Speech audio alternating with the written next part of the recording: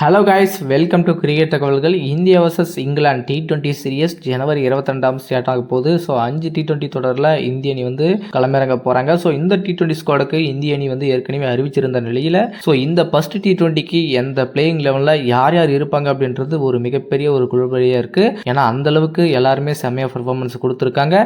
So totally பார்த்தீங்கன்னா இந்த ஸ்குவாடில் யார் யாரெல்லாம் இடம் பிடிச்சிருப்பாங்க அப்படின்றத கிளியராக நம்ம பார்த்துடலாம். ஸோ ஓப்பனிங் பார்த்தீங்கன்னா ஜெய்ஸ்வாலும் சஞ்சு சாம்சனும் களமிறங்க போகிறாங்க. அதில் எந்த மாற்றமும் இல்லை. அதுக்கு அடுத்தபடியாக திலக் வர்மா வரப்போறாரு. அதுக்கு அடுத்தபடியாக சூரியகுமார் யாதவ் வரப்போறாரு. ஸோ அடுத்து நம்ம சூப்பர் ஸ்டார் நிதிஷ்குமார் ரெட்டி, அதுக்கப்புறம் ஹார்திக் பாண்டியா வர போறாரு. ஸோ அக்சர் பட்டேல் இருக்க போறாரு. அதுக்கப்புறம் தான் நம்ம வாஷிங்டன் சுந்தர், வருண் சக்கரவர்த்தி, ஹர்ஷ்தீப் சிங், முகமது சமி. இது தாங்க டோட்டல் டீம் உடைய இந்த டீம் இந்த ஃபர்ஸ்ட் T20ல இந்த ஸ்குவாட் தான் வந்து இருக்க போறாங்க.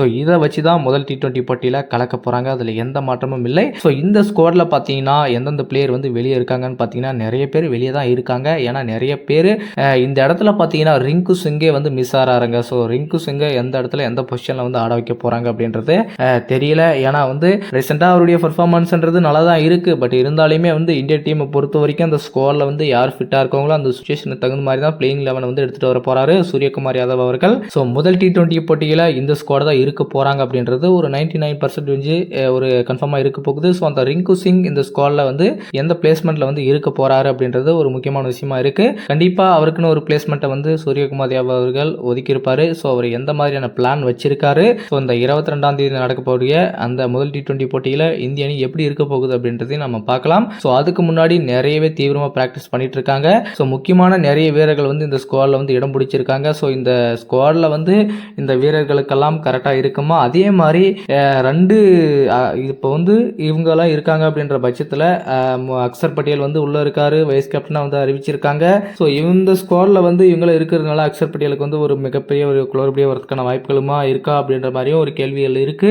ஏன்னா துருவ் ஜுரேல் ஒரு பக்கம் வந்து ஸ்குவாடில் வந்திருக்காரு, சமி இருக்காரு, ஹர்ஷ்தீப் சிங் இருக்காரு. ஸோ எல்லாமே ஸ்குவாடை பொறுத்த வரைக்கும் நல்லா இருக்கு. ரவி பிஷ்ணோய் வந்து இந்த இடத்துல கொண்டு வர போறாங்க அப்படின்றதையும் ஒரு பக்கம் யோசிக்கக்கூடிய விஷயமா தான் இருக்கு. ஆனால் பட் இந்த T20ல இந்த ஸ்குவாடில் வந்து கண்டிப்பா ரிங்கு சிங் எப்படி இருக்கு, எந்த இடத்துல ஆட போறாரு அப்படின்றது ஒரு கேள்வியா இருக்கு.